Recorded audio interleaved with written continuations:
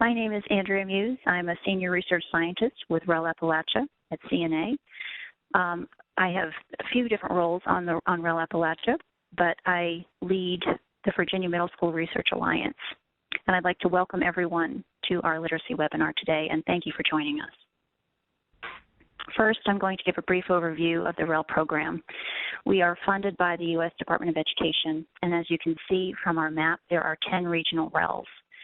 Ours is REL Appalachia, which supports Kentucky, Virginia, West Virginia, and Tennessee. Regardless of the region, the REL's mission is to provide support for applied research and evaluation, technical support and information sharing, and dissemination of research and evaluation findings. We have research alliances in each of our REL Appalachia states. In Virginia, we have the Middle School Research Alliance. As you can see from this slide, we have participation from across the state and from educators at a variety of levels. In addition to our school-based partners, we also work with universities and we collaborate with VDOE. We also have a network of researchers and technical assistance providers that we collaborate with frequently. The goals of the MSRA were determined based on the needs assessment with the school-based partners. We work with practitioners to help them use data to inform instruction, and we are also taking a closer look at college and career readiness and success. We are also looking at early warning systems in Virginia's middle schools. The webinar that you're watching today is the result of this last bullet, the early warning systems. We know that struggling with literacy skills at the middle school level is a red flag, and educators are asking what can they do to help these students get ahead. And the goal of our webinar today is to provide some research and some instructional strategies to help those students. We'd like to strengthen your understanding of the research on building students' academic vocabulary and increase your knowledge of skill-building strategies that will help improve students' text comprehension. And please tweet during this event. We'd love to hear from you. You can see the addresses right there, and we'd really appreciate it if we could hear from you today. Terry Salinger is joining us today. She is at the American Institutes for Research. She is an Institute Fellow and Chief Scientist for Literacy Research. She's joining us today as our adolescent literacy expert, but Terry actually wears many hats. She conducts research on interventions for struggling readers of all ages, and she also does extensive work in the areas of teacher preparation and teacher professional development and reading instruction. She has been at AIR for almost 20 years now, but prior to that, she was the Director of Research at the International Reading Association. She has been a faculty member at 2 universities, and she started her career with 10 years as a public school teacher. In addition to everything I just listed, she's also an author on the IES Practice Guide on improving adolescent literacy, and we are delighted to have a nationally recognized expert with us today. Before I pass the ball to Terry, I'd like to point out that today's webinar is part of a series that REL Appalachia is offering. First, we had our numeracy webinar at the end of August with John Woodward. Today, we have our literacy webinar with Terry Salinger. And on October 19th, we're having a workshop that is a combination of the two. We're going to be building on the information presented in these webinars. And we are also going to be taking a more in-depth look at some of the topics. The workshop will also provide opportunities for participants to get some hands-on experience with the practical instructional strategies that we will be discussing today. Great, and I'm going to pass it to Terry now. Thank you very much. Thank you for that very nice introduction. I am delighted to be here. But I am going to talk to you about what happens if, thank you, Connie, if middle school students can't read the textbook. This is a very common problem, and it's a problem all across the country. But let's start by talking about Virginia. What is exactly the situation? Is reading competency in middle school a problem in Virginia?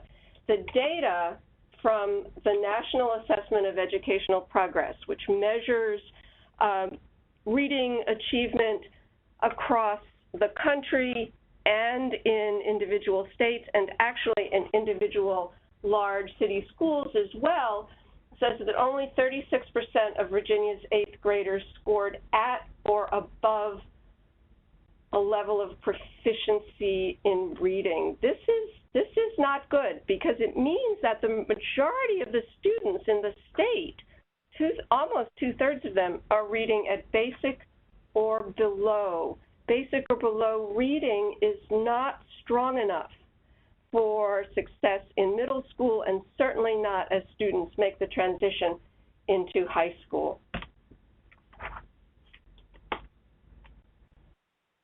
What we know is that there were modest gains on state-mandated math tests, but average scores on reading and writing exams stagnated. I want you to take a second, just to think about that word stagnated. We're going to be talking about vocabulary a lot today. That's a powerful word. They didn't say remained the same. They said, this is the Washington Post, said they stagnated. This is bad news. Definitely, definitely bad news. So we want you to spend a little bit of time estimating the percentage of your students who struggle reading a textbook in the course that you teach. Now, while you're thinking about this, and please be honest, remember that your responses are confidential. You can be as honest as you want to be. You may not want to really have this little moment to think about your students as you begin the semester, but do be honest with yourself. How many of your students are going to struggle with those textbooks that you're putting in front of them? They may struggle for a whole bunch of reasons. We definitely are going to be talking about some of those reasons. They may struggle because they don't have the background knowledge, which you're going to have to fill in. They may struggle because they really don't know how to read the textbook. They may struggle for a lot of other reasons. It is your job as the teacher to try to figure out what some of those reasons might be, and then to help the students be more successful. You know this. We all know this. It's part of the job of being a good teacher. It's the most subtle, perhaps the most nuanced, and certainly not the aspect of teaching that you have learned in your teacher education programs, your graduate programs, nor in professional development. So do you have your estimate yet?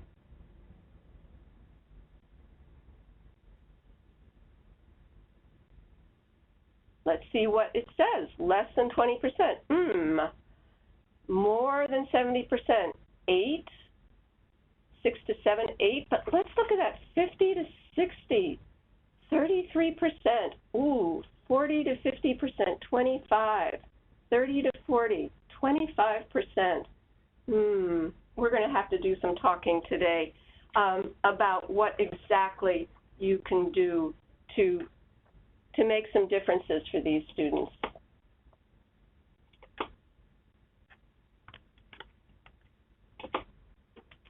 So the first question is, why do so many middle school students struggle with reading? And then obviously that's followed by the question, what can you do to help them? So one of the big questions is always motivation or reading skills. Some students can read and comprehend, but they choose not to. Why do you think that is? Yes, it indicates a lack of motivation, but what exactly is lack of motivation? We'll talk about that in just a minute. Other students seem motivated. They've got that same elementary school enthusiasm for learning, but they're struggling. This struggle indicates maybe a lack of background knowledge or a skill deficit in decoding or comprehending of complex text. Now, I want to take apart that both of these. Motivation is Well, you know what motivation is. Motivation can take a lot of different guises. It may mean that students are just bored with the textbooks, bored with the instruction. It may mean that they are showing a lack of motivation, not because they're lazy, not necessarily because they're bored, but because they are afraid of the failure that comes from showing that they don't know how to read very well. I want you also to do some thinking about this struggling with reading the textbook. The sentence here says deficit. And what exactly does this deficit mean? Because today we're going to talk about deficit. I did a little bit of, admittedly, Google searching on the word deficit just to see the full range of meanings for this particular term. So some of the things I came up with are shortfall, deficiency, a disadvantage, and impairment. Now, I've been, as Andrea made very clear, around this reading world for a long, long time, and I know that there are a lot of people who will look at middle school and high school students, and even, unfortunately, some lower grade students, and they'll see students struggling, and they'll say, this student is suffering from some deficit, and they seek to find what the deficit is in the sense of an impairment. Now, yes, there are students who do truly struggle with reading because of special needs, because of language deficits, but we mustn't think about all of our struggling adolescent readers as suffering from some impairment.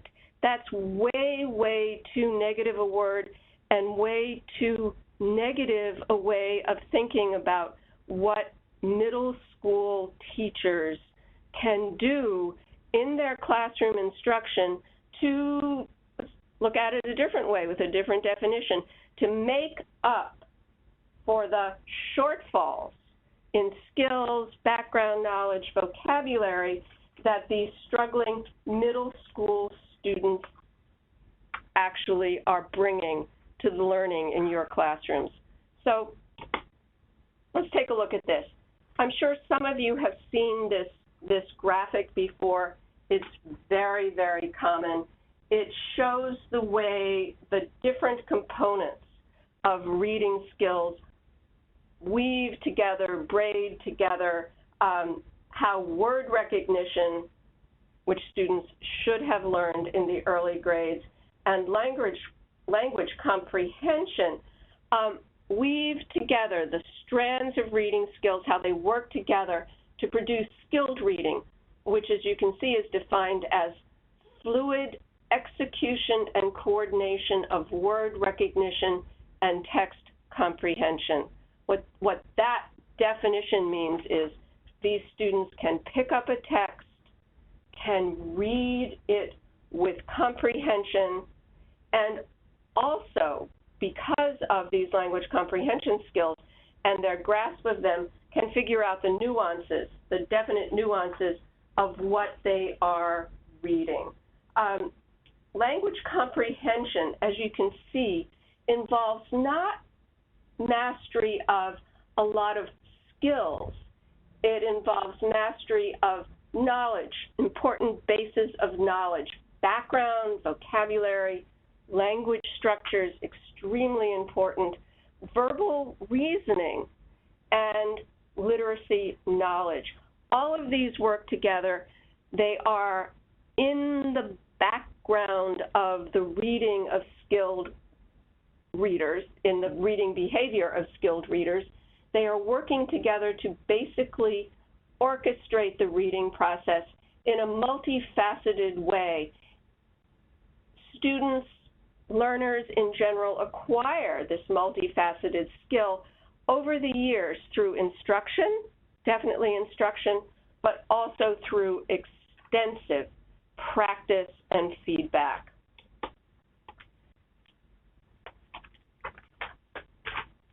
This breaks down these two categories, language comprehension and word recognition, to show you kind of how they fit together. The graphic does separate the essential word recognition skills and language comprehension bodies of knowledge, but they, in so many ways, represent really basic knowledge that successful readers need if they're going to become strong readers and if they're going to use their reading skills successfully in all the different kinds of reading situations they're going to be encountering in middle school, all the learning situations that they'll be encountering, and hopefully all of the situations in which they will be reading for information on the web, in sources outside of school, maybe even reading as a leisure time activity. But we all know that when students enter middle school, they're presented with very specific challenges. The challenges include moving from content area to content area in ways that they perhaps haven't had to do in the past, handling new, more intense textbooks that, let's be honest, may not necessarily be written in the most accessible language, and maybe making assumptions about these middle school learners about the extent to which they possess the background knowledge and the vocabulary knowledge that they need to be successful. So, middle school teachers have to teach reading in a different way from the teaching that goes on in the elementary schools. Jean Shaw, many years ago, said that it was fourth grade when students made a transition from learning how to read to reading to learn. And this is true more than ever than it was before. What students need to do is to extract information from, in many cases, informational text. And they exit, less so than in the past, but they still exit elementary school knowing how to read narrative text, not the different kinds of informational text that suddenly is put before them. They have to reason about text, think about multiple texts, evaluate arguments, draw inferences, reach conclusions on their own. Middle school teachers teach these skills, but they must also teach them with direct, explicit instruction, but they must also model these skills. We're going to be talking a lot about modeling. I'm going to be talking a lot about modeling because it's really, really important. Teachers model these sophisticated skills that the students need to master. The teachers in middle school content area, as they teach content area reading, need to put themselves in the position of expert reader, expert in history, expert in science, expert in math, making their students feel comfortable as novices.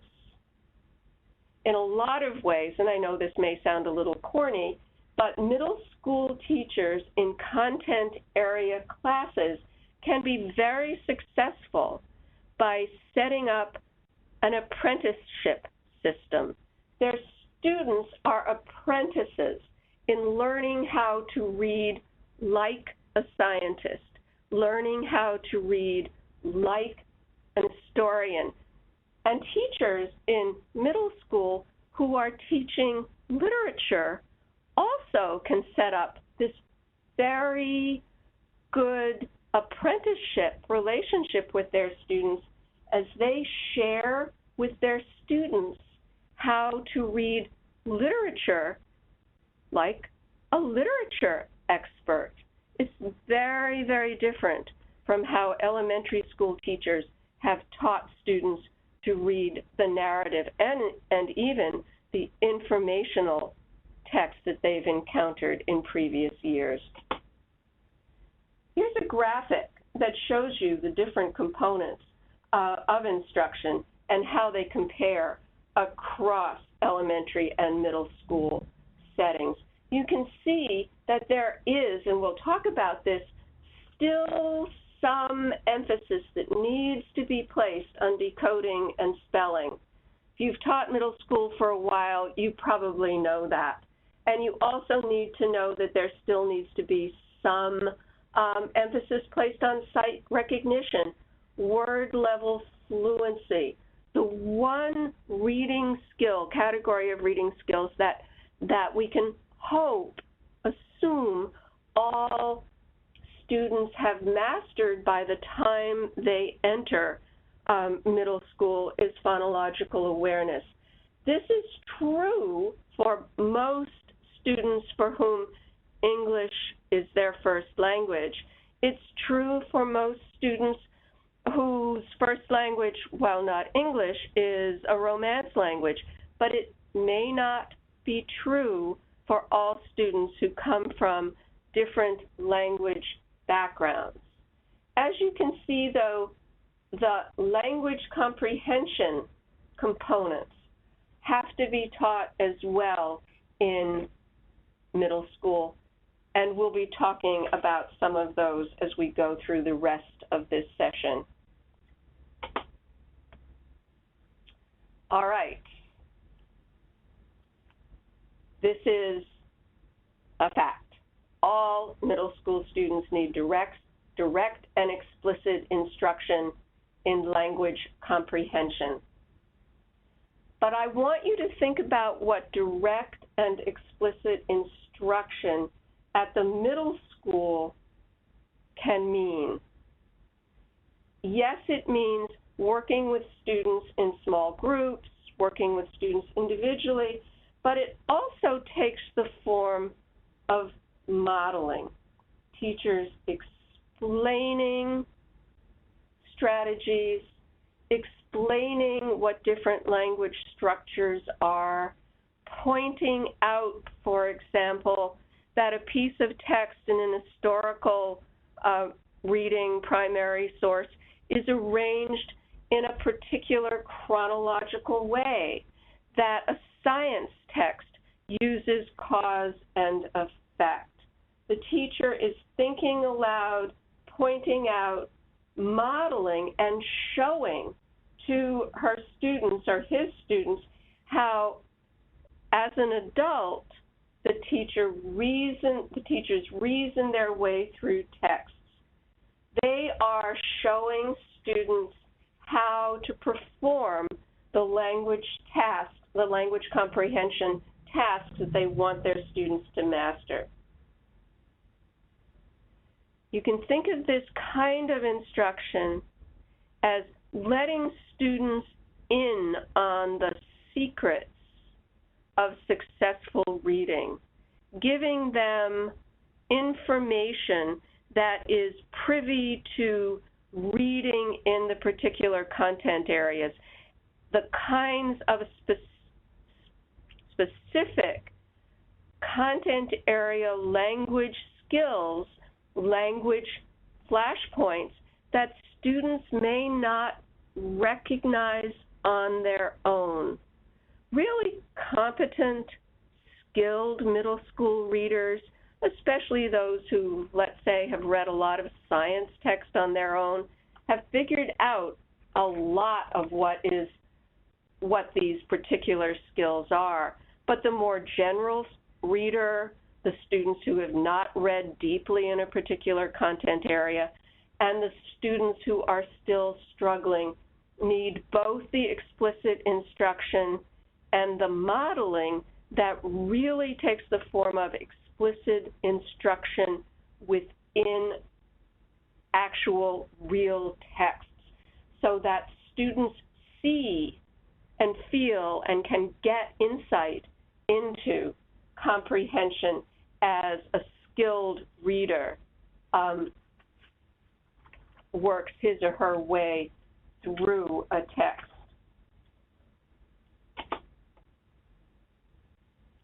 So, as I said previously, and as you know, some struggling middle school readers really do need this kind of direct and explicit recognition.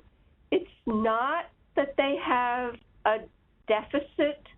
It's not necessarily that they've never learned phonics, that they can't recognize words at sight.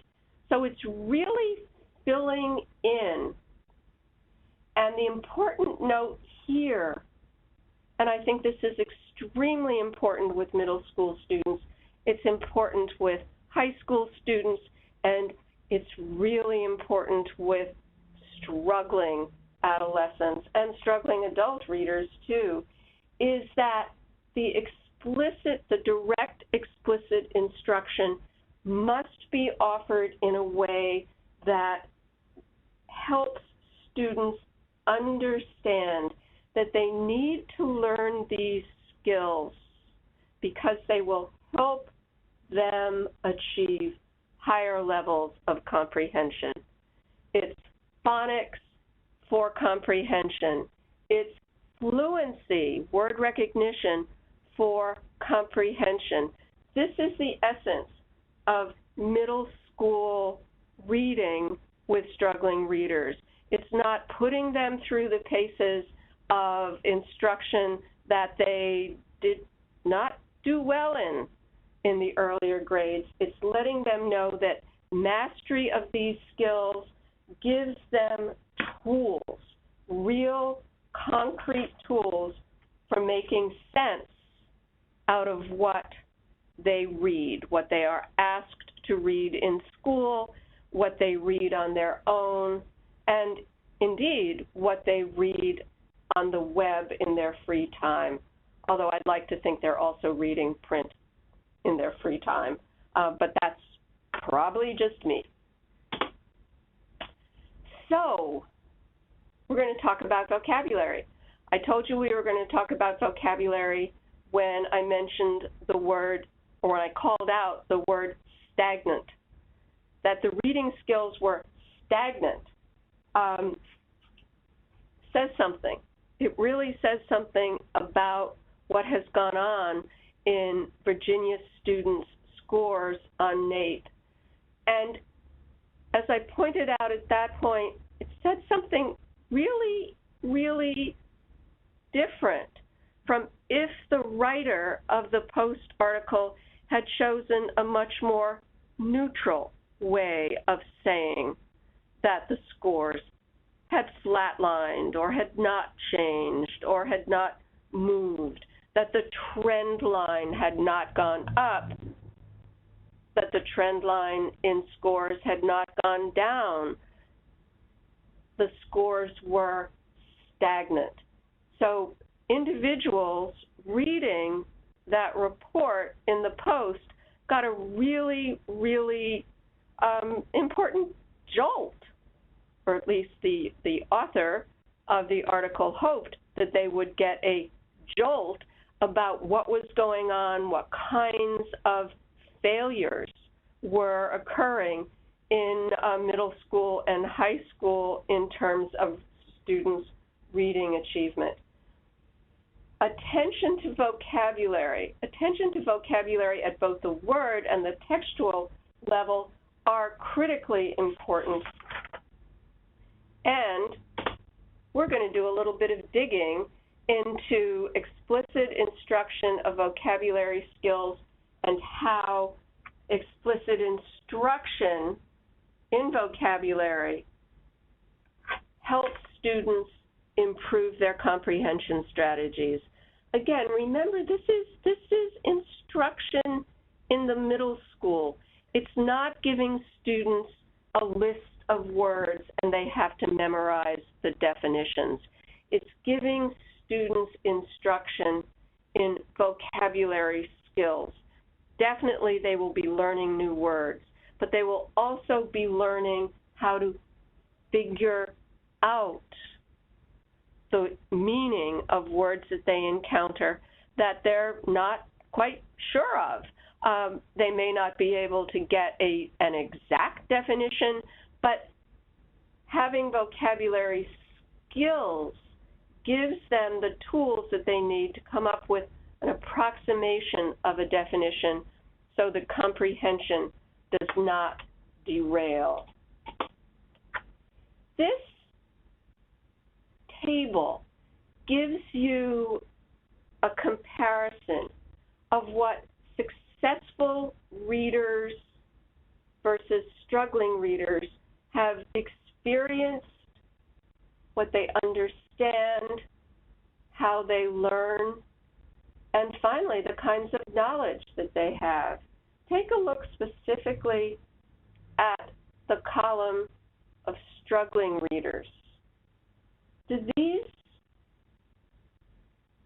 descriptors remind you of students you've known over the years? Some of these kids who demonstrate these behaviors may be very smart, savvy kids. Some of them may be able to whip their way through math problems or really excel at computer games. They may be able to talk a blue streak about their favorite topics. They may be able to tell you in great length what they've seen on television. But they have these specific behaviors that they demonstrate in a reading context. Some middle school students who demonstrate these behaviors may justify these behaviors and reject a teacher's attempts to help them improve by saying, reading is just not my thing. I'm not a good reader. I'll never be a good reader. Research over the years has shown that many students will reach middle school convinced that they will never be able to be good readers. And they hide behind that conviction that their reading skills will never change so that they aren't exposing themselves. They resist the kinds of instruction that will help them improve, help them gain new words, help them gain skills that they need. Take also a look just for a second at all those skilled readers. We're going to be talking about how to bring some of these struggling readers along so that more and more of them will actually begin to demonstrate those characteristics of skilled readers. So, reasons for vocabulary difficulties. How and why do these difficulties occur? These are some of the reasons. And there are examples of, remember I said not a deficit, but a shortfall. Some students who demonstrate these characteristics of struggling readers probably haven't been surrounded in rich verbal contexts. Research says that the quality of the home life, reading to kids, talking to kids, sharing books, discussing books, engaging in wordplay, all of these things are critical for students developing rich, full vocabularies. Adults need to talk to children in detailed, elaborate language. They need to ask questions and they need to answer children's questions. Questions that include the meaning of words. It's wonderful. It's an exciting time. I knew this as a teacher and I've known it working with other children. When a child says, "What does that word mean?" instead of just saying, "I'm not smart enough to know that word." It's a sign of real motivation to further one's learning. But let's not blame everything on the home life. Let's not say kids aren't exposed only at home, background knowledge is built only at home. We also know, if we're really, really honest with ourselves, that there are preschool early childhood and elementary teachers who don't do as much as they should be to compensate for children coming to school without having rich literacy and vocabulary backgrounds. You can walk into classrooms in elementary schools and say, boy, there's not a lot of language going on in this classroom. It's really superficial. It's not rich. It's not challenging. And you can walk into other elementary school classrooms and say, boy, this teacher really gets it. This teacher knows that part of his or her responsibility in getting kids ready for the challenges of middle school is to surround children with language, with stimulating, exciting language that makes kids think, that makes kids ask questions, and language that builds background knowledge. First of all, about content. Second of all, about language itself. So then the question becomes, what words do you, as middle school teachers, choose for explicit instruction? I'm sure that most of you have seen this pyramid. This is not the response to intervention set of tiers. This is the tiers of vocabulary. This is an important graphic for all teachers to keep in mind because it suggests really clearly that vocabulary, all the different words that students may encounter in schooling, in their reading for schooling, in their independent reading, and in their listening to others talk to them, vocabulary can be classified in different ways. I really like this graphic, first of all, because it's really clear. Second of all, because it's based on very sound research, and also because Isabel Beck and her colleagues chose a great name for the book in which they first presented this. Their book, which is very, very readable, is called Bringing Words to Life, Robust Vocabulary Development. Think about that title, Bringing Words to Life. That's what teachers try to do, just as they bring ideas to life. And thinking about vocabulary instruction as robust, as powerful, as rich, is a really exciting idea. It's not dull. It's not, look these words up in the dictionary. It's not memorize this list of words. It's robust and exciting. So tier 1 words, what are they? Baby, clock, happy. They're basic words. And in all probability, teachers in middle school will not have to teach any of these words explicitly.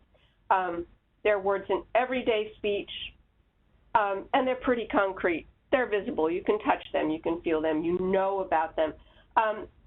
There are 3 examples, as I said on the slide. Here's some others. Cloud. You can't exactly touch it, but you can see them, unless you're using the word cloud in a much more technological way. Pizza, school, friend. Friend is an interesting one because friend can actually be pretty abstract, especially if you're thinking about the broader thematic implications of friendship. But it still is a common word and a really good example of a tier 1 word. Tier 1 words are those words that students most likely will have no problems with. Tier 2 words, they may or may not be common to middle school's oral language. It really depends on the students, and it really depends on their interest in language and their background, whether or not these words will appear in students' oral language. They're sophisticated words. They're high-frequency words for mature language users, but many of them are more likely to appear in print than in normal conversations. Look at the examples: absurd, commotion, reluctant. They don't really seem unfamiliar to us as adults, but they may be very unfamiliar to middle school students who need explicit instruction on these words because they aren't usually well defined by the context clues in the readings that students will be experiencing. That's a really important point. Many students learn vocabulary, they increase their vocabulary because of context clues, but Tier 2 words are very often not defined by context. And they're not defined by context because authors assume that they are, for most readers, Tier 1 words, but they simply aren't.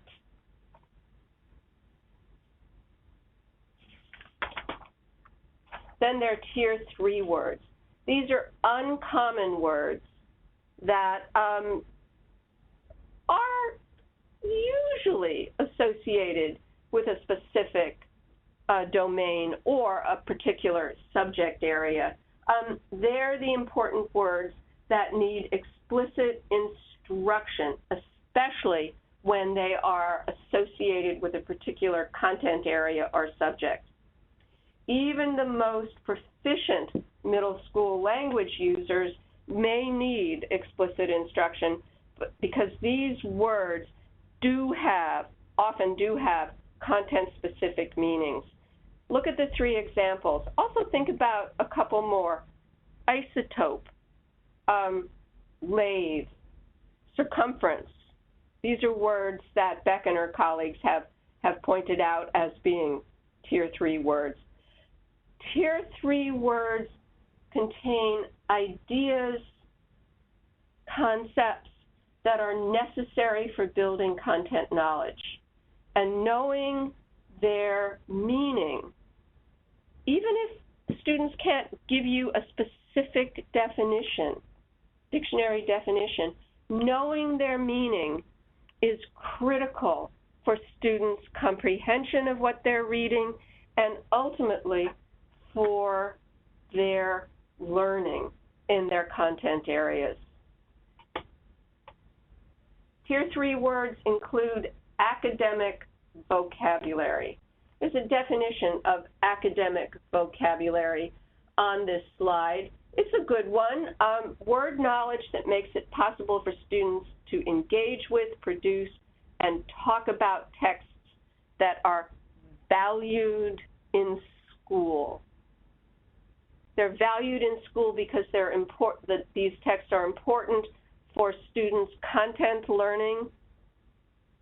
They're important in school because they make up the representations of the curriculum. Usually, academic vocabulary refers to Tier 3 words, and the words are critical. These words will sometimes require pre-teaching, identification by the teacher, and pre-teaching, or what is sometimes called front-loading, so that students have a common definition. The teacher has developed a common definition, and students will have that definition as they encounter the words in text. They often take up a large proportion of instructional time at the middle school because the teacher who is pre-teaching them is pre-teaching not just the words, not just recognition of the words or decoding of the words, but also the concepts they represent within the content area. And the time that is spent is time very well spent because in teaching Tier 3 academic words, teachers are filling in background knowledge, getting students really ready to understand what they will encounter as they read their content area texts.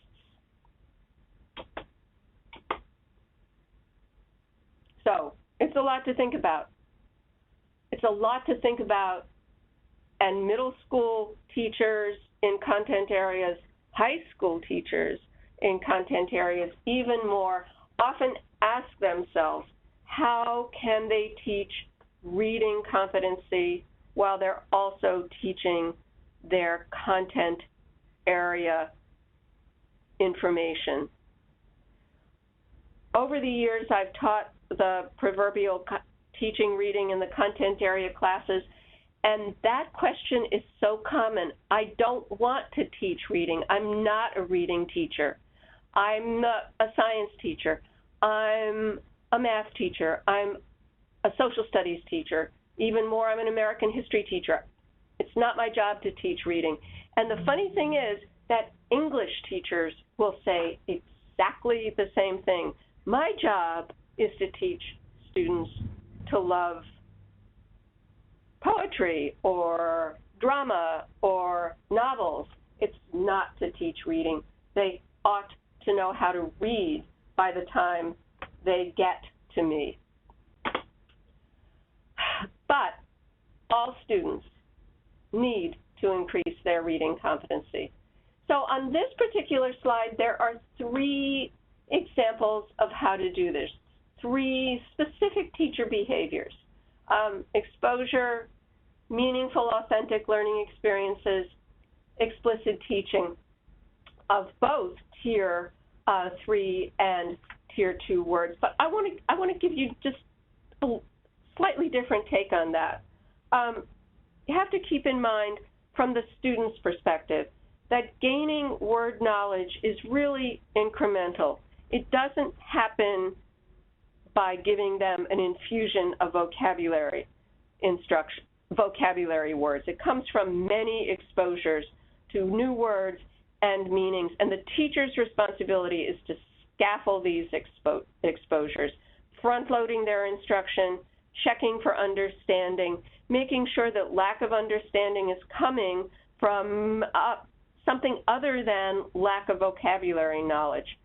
Teachers also really need to remember that word knowledge is multidimensional. Tier 2 and 3 words often have multiple meanings. They're determined by context, and some of those multiple meanings of words may be really, really arcane in particular content areas, and teachers need to clarify the differences for students. Students may think they know the meaning of a word, but not as they encounter it in their independent reading. And also, and this one is so important, word knowledge is interrelated. If students can understand, if teachers can model that word knowledge is interrelated and that knowledge of one word often leads to understanding of other words, that can be extremely important.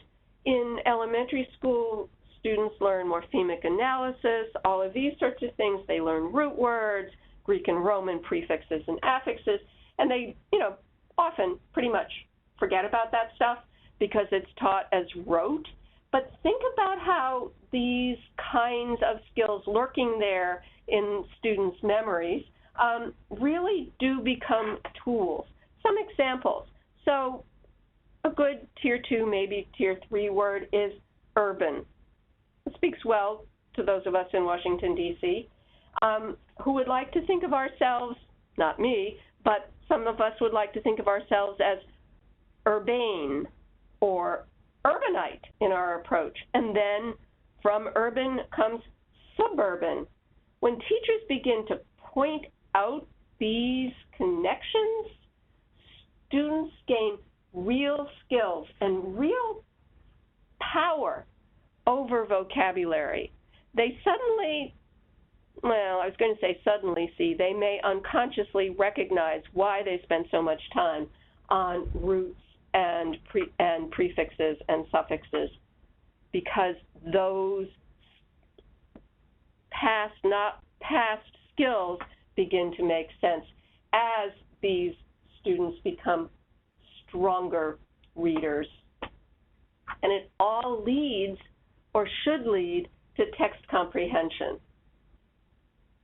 This is a summary of the factors that contribute to students' abilities to comprehend text.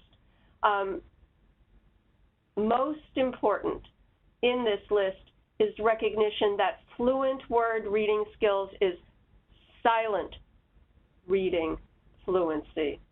Of course, oral language, knowledge of vocabulary and language structures, building background knowledge. We're going to talk about comprehension strategies, but higher level thinking, reasoning and inferencing, evaluating, making judgments. Most middle school students know how to do this in quote, quote, real life. They can be pretty critical. They can try to reason with their parents or their teachers or their friends. They can do some fairly high-level inferencing, but not necessarily apply those skills with text. They need to apply those skills so that they do read at higher levels and think about text at higher levels, and then there is motivation. So the teachers need to keep reminding kids as they read more and more difficult text, harder and harder text. It's going to be hard. They may not reach immediate comprehension. They may have to work at it, but so too do skilled readers. It's just keeping at it. But it's not just keeping at it. It's also learning comprehension strategies. These are mental activities that good readers do, that skilled, expert readers do, and as teachers we need to pass these on to the novices. They're skills to monitor comprehension. Middle school kids, high school kids need to know, I should be asking myself, did what I just read make sense? Does it make sense with what I know? Does it make sense logically? And if the answer is no, it didn't, then the readers need to have skills to go back. And they need to be able to draw upon those skills rather than just sort of automatically saying it didn't make sense because I'm a bad reader. It didn't make sense because reading isn't for me. If they hit upon, it didn't make sense because the teacher gave me something that's too hard to read. If they hit upon, it didn't make sense to me because it's too hard, then they need to ask themselves, don't I have the background knowledge? Do I need to find something easier? Do I need to do a little bit of research? They need to be reassured that it's okay to say, I'm not getting this. It's not making sense. So long as they recognize that that breakdown in comprehension can be fixed. It can be fixed by a whole slew of different strategies. Visualizing. Kids, often strong readers can be seen sort of looking out into the sky as they visualize what they're reading. Adjusting their reading rate, slowing down, or going going back to reread, to look up vocabulary, to ask themselves. There are a whole bunch of other strategies that strong readers use automatically that skilled adult readers, teachers, need to model for students so that students find the comprehension strategies with which they're most comfortable, that work most successfully for them. The full day session on the 19th of April will help teachers understand these different strategies, how they work, why they work, and how to get students to really genuinely appreciate the strategies that they have, build new strategies, and feel comfortable saying, you know what, I'm not understanding this. I've got to figure out what to do, and I have a couple of tricks up my sleeve to reach comprehension. I'm going to give them a try. Essentially, middle school teachers need to build an instructional toolbox. They are content area experts. They've probably majored in a particular field because they love it. Also because it's come easy for them. They like science. They like math. They like social studies, history, geography. They like literature. And they want to pass on, ideally, that love of a content area along with the knowledge of the content area to students, to middle school students, those at times awkward learners trying to learn new sophisticated strategies for getting a handle on what learning is all about.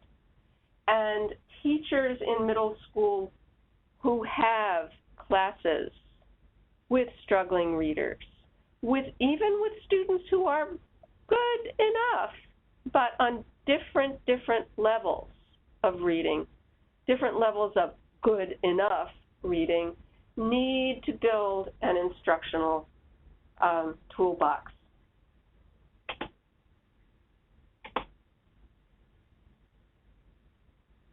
As this slide shows, that toolbox, or suggests, that toolbox needs to be full of lots of things.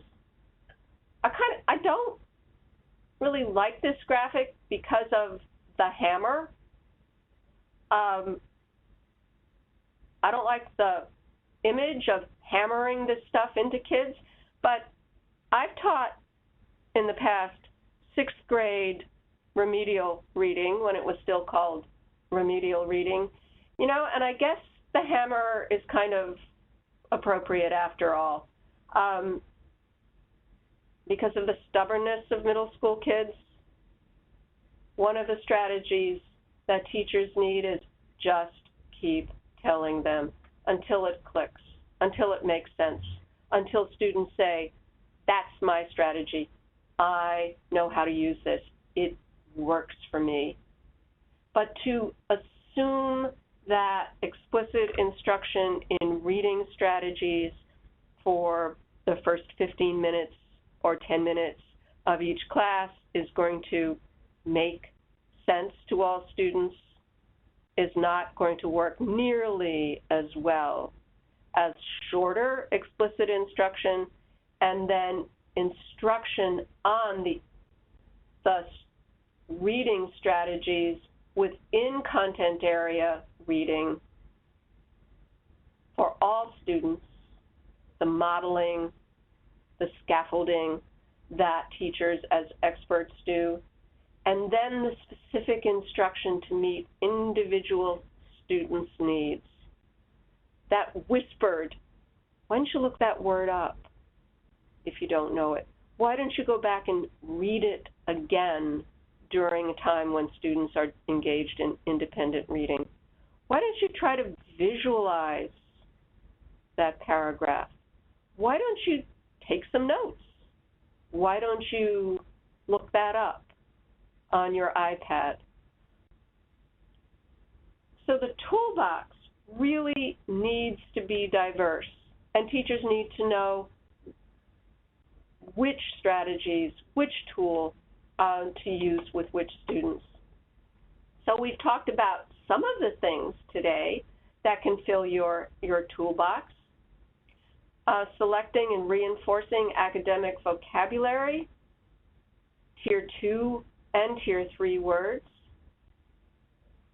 Front-loading vocabulary instruction by teaching important words before students actually listen to a lecture, although I hope you don't lecture that much, on content areas or before they do independent reading.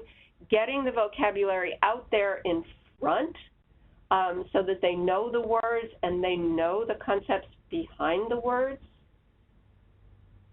Teachers actually determining the readability level of their textbooks, figuring out once they know their students whether that assigned textbook is too easy, just right, or too difficult. That's an important piece of knowledge for teachers because then they know that they will have to compensate for the textbook, especially compensate for the textbook for those students who are struggling as readers.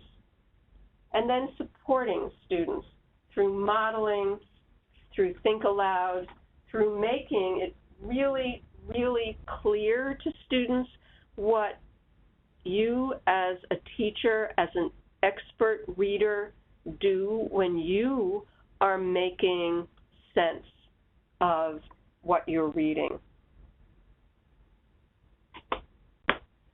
So this is just an introduction.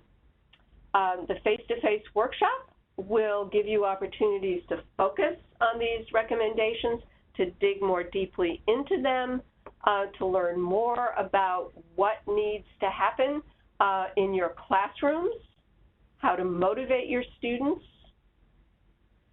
those strategies for helping students before, during, and after reading. I've touched on some of them. Identifying paired texts if that textbook is too difficult or too easy. And then, and we didn't touch on this, using graphic organizers to increase students' comprehension. So this has all been very quick, a lot of information, but it gives you kind of a window into what will be covered on the 19th. And with that, I am going to toss the virtual ball back over to Andrea. Thank you, Terry. Thank you, Terry. That was great. I really appreciate you doing this webinar today. And as you know, I started off as a literacy researcher, and this is just so fascinating to me, and it's been really wonderful to listen to you today. Thank you. Thank you. We have the question and answer session now. If anyone has any questions, please type them in the Q&A box.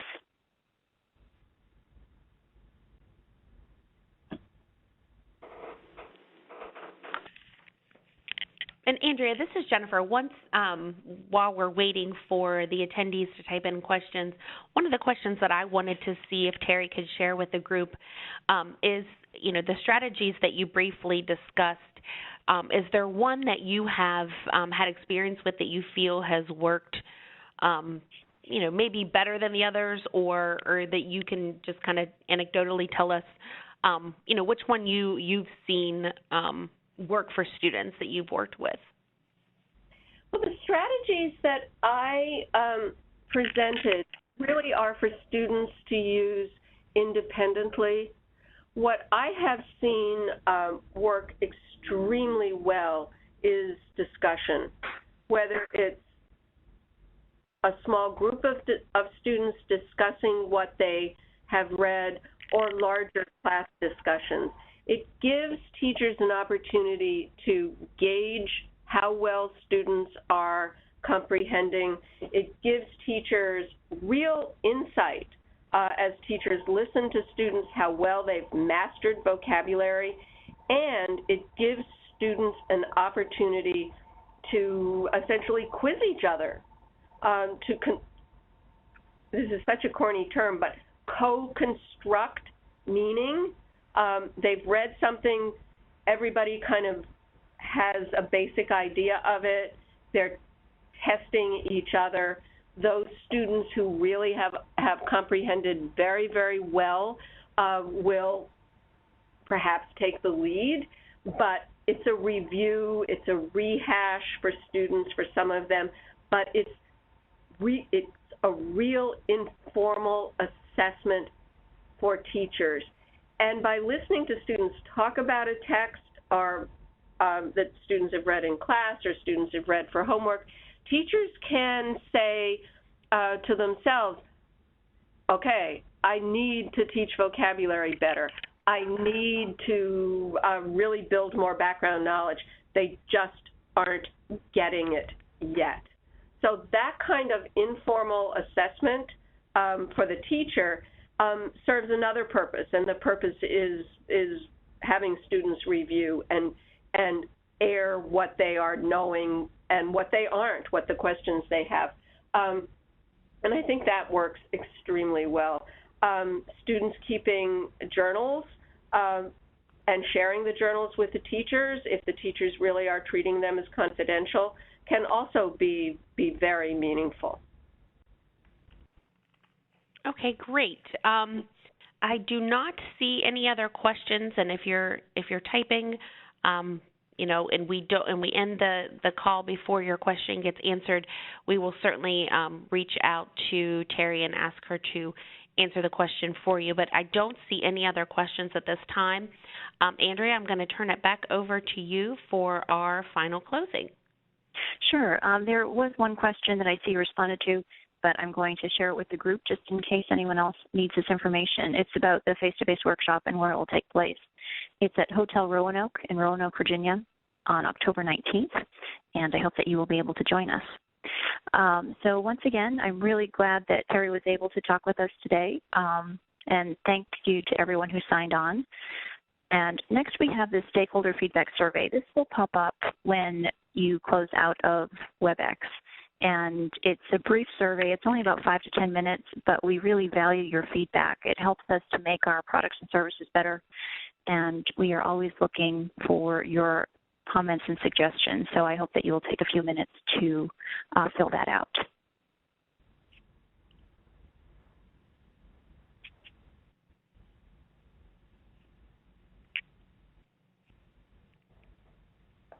So thank you again for joining us for the webinar today, and we're looking forward to seeing you in Roanoke on October 19th. Have a good year.